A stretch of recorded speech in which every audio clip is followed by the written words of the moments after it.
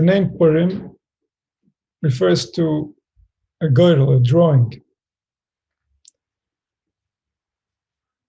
that Haman used in order to decide the month in which he's going to try to annihilate Klal Yisrael. So Haman was working with the higher powers. It wasn't just coming with the might of an army, it was coming with his knowledge, his understanding of how the cosmos works. And he was trying to manifest something that was in his interest. It was his deep desire. And so we find a girdle, we find drawings that are used even on Yom Kippur.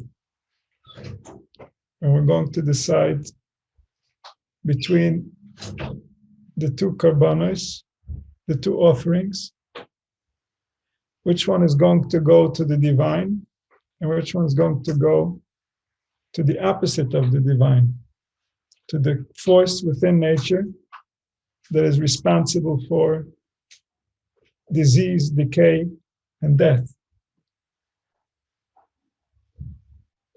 And so we decide the faith of these two with a girdle, with a drawing. And this represents a very deep reality that is difficult for the human mind to comprehend. And that is that all of us, the kind and the unkind, the good and the evil, are created from the exact same particles, from the exact same forces, from the exact same ingredients. We all come from the same one. We are the same one. And so in essence, the difference between the tzaddik, the righteous, and the rasha, the evil one, is by chance, is by drawing. In essence, there's no difference. The essence is the same essence. It's the essence that made all. And some of that essence, when the entire unity is not in the appropriate standard, is not on the appropriate level, some of that essence descends into the filth, into the perception that they are something separate from everything that is, that they can somehow fight against what is and win.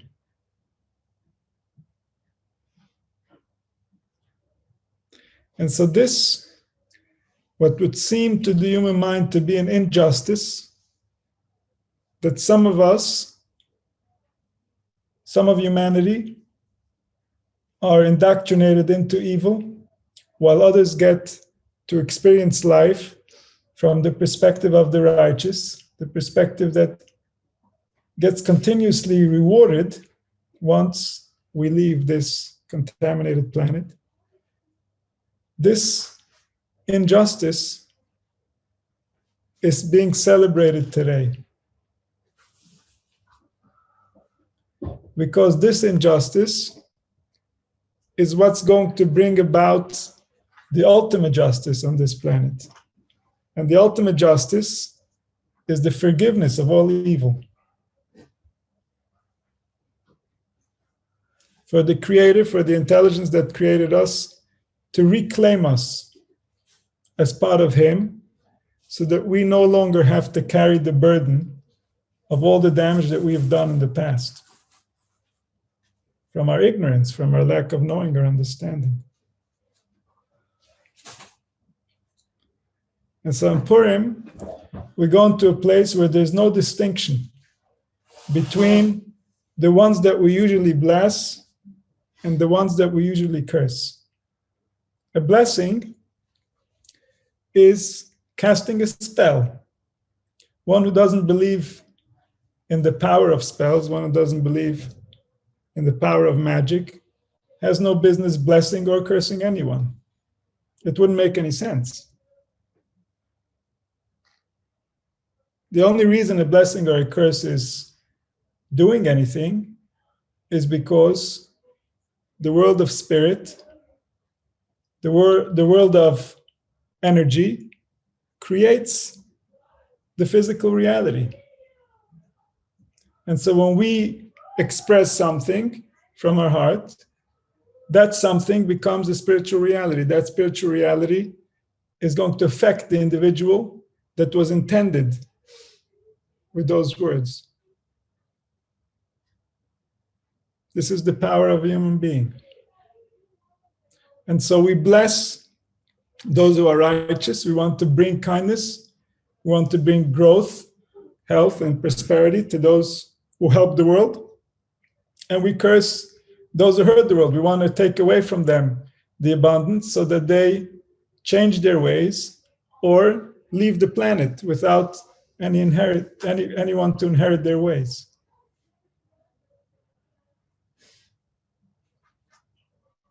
And so on this day, we go beyond that distinction because we're going beyond magic. On this day, we're going to the essence. And in the essence, everyone is blessed.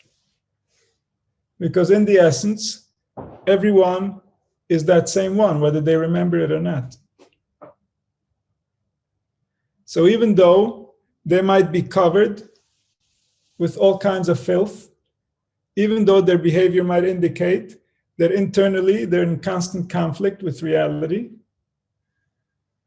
we know today, we remember today, that inside they're pure, they're holy, regardless of their behavior. Behavior is just a symptom of a disease of the spirit, but the spirit itself is pure and holy.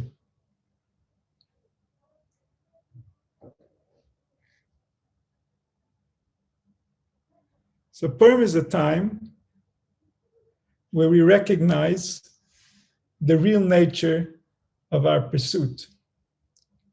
When we're talking about good and evil, we're talking about those who understand and those who don't understand. We're talking about the quality of awareness. We're talking about a quality of consciousness. Everybody is good. Everybody's trying to do what they think is good. But most people don't know what good is. Most people don't understand how good is it supposed to be. Most people don't realize that the creator that created such a complex reality created it to perfection. And so what they think is good might very well be what the creator considers evil. And so today, a day where we go beyond is a day where we recognize who is behind the mask. Whatever the mask might be, it doesn't make a difference. Who is behind your mask? Who is really in there talking when you're thinking? How much of that nature do you understand? How much of that nature can you connect to? Because that nature, as has been testified by all who have made the effort to get to know it, is pure love, is unity, is acceptance and forgiveness. That's the real nature. Everything that comes through our window that's not in those vibrations is from the damage that we've taken on this planet. From the anger, the frustration, the disappointment, the confusion, the struggle, the suffering. Until the depth of that truth, the point of unity where we and life are one, has become covered with different masks, with different languages that are not ours, that are foreign to our nature. And therefore they offend our nature. They cause damage to us. So Purim, we go to a place that's called Lamala Min Hadas. The Das is our ability to tell good from evil. Lamala min adas, there is no good and evil. Everything just is trying to be as good as it knows how. Good and evil are relative to the evolution of what we understand. In each generation, good looks different. But the truth is beyond good and evil, because the truth doesn't compare us to one another. The truth looks at each one individually as its own universe. And in each universe, there's an attempt to try to make things right. That's our nature. That's who we are. We can't change that. Even while we're leaving the body, every attempt of the organism is to save itself and do good, is to be kind to what's happening. That's the nature. And that nature can get frustrated and confused and afraid until it causes itself a lot of damage. But the intent is never to do damage. The impulse is to save, is to heal, is to be kind. So this recognition takes us to a place that feeds everyone, that gives power to everyone. And from this place, even Haman, even Amalek receives power. Because we still have a necessity for this interpretation within humanity. Humanity is yet to be clear about its origins, be clear about its nature, so that they can live in a place where they have no doubts, where they have no fears, where they have no confusion.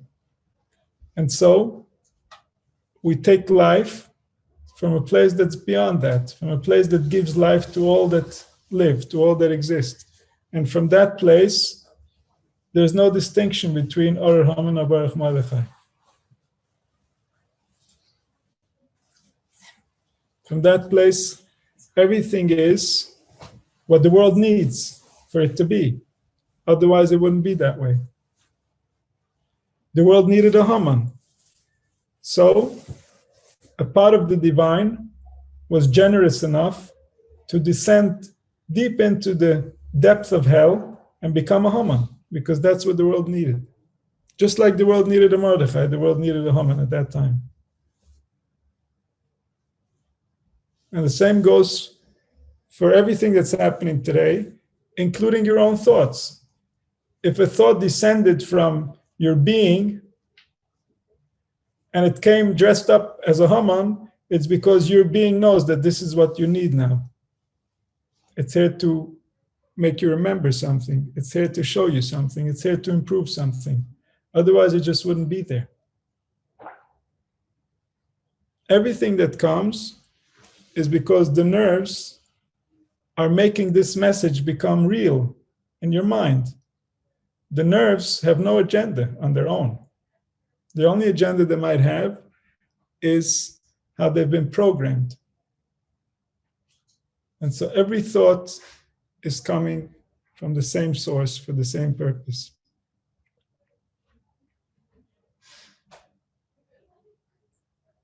And this realization is a realization that brings a person to a place that is beyond distinction, a place that is unconditional, a place that can never be contaminated. Regardless of how deep we'll go into exile, that place can never be contaminated, because someone is feeding us life this very instant. He believes in this project. He knows that this is going to succeed. This is really happening. Otherwise, we wouldn't be here. So this message doesn't leave. This is why it says, these days are never going to leave. This is not something that could ever leave. The other problems that we celebrate getting saved from, when we'll be mature enough, there won't be problems anymore. We won't really care. But this realization that everything that is comes from the same source, and therefore nothing is essentially cursed. This realization is a realization that's everlasting. This realization guides us while we're in the body and even after we leave the body.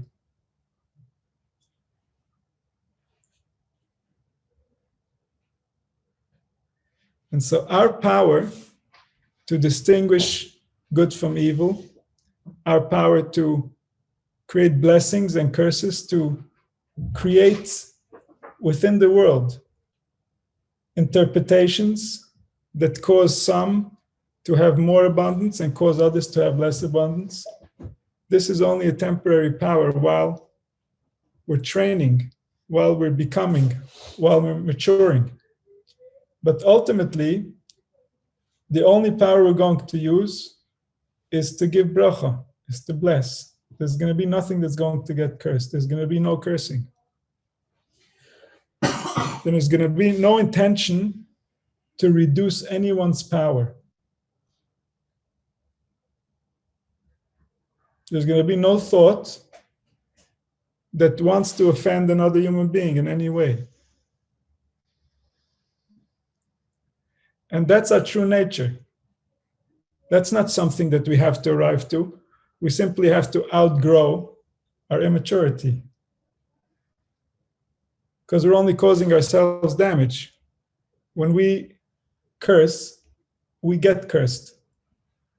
Because that's the nature of life, is whatever we create, we are. So regardless of what we're cursing and how justified it is, regardless of what we hate, if there's hate in us, then we have a piece of us that's hate.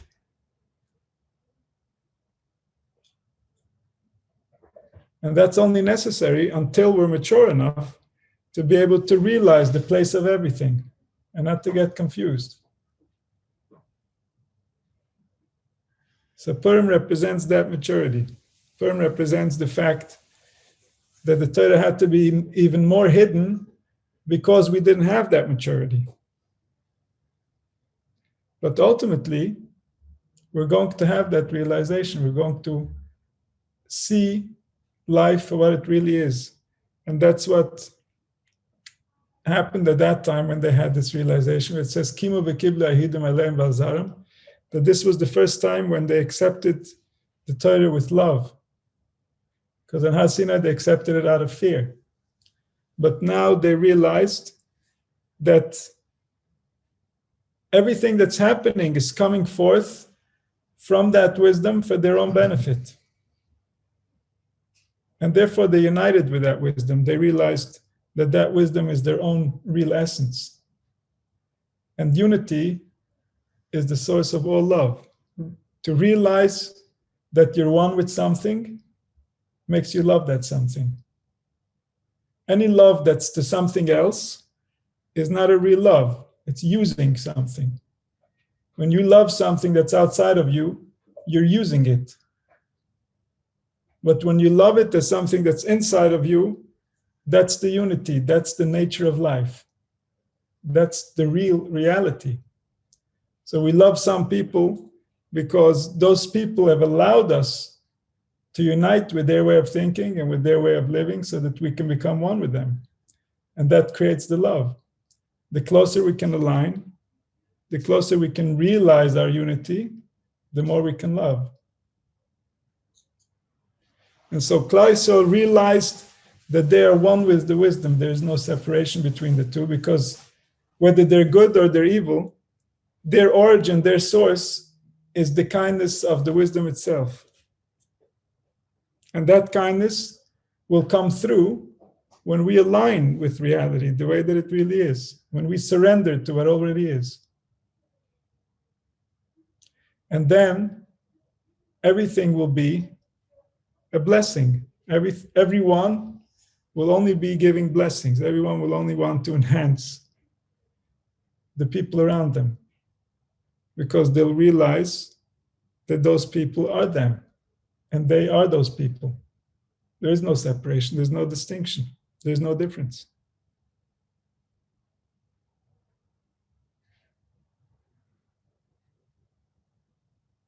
So may we all have the merit that HaKadosh Baruch Hu should remove all his masks so that we ourselves should be able to see ourselves without any masks.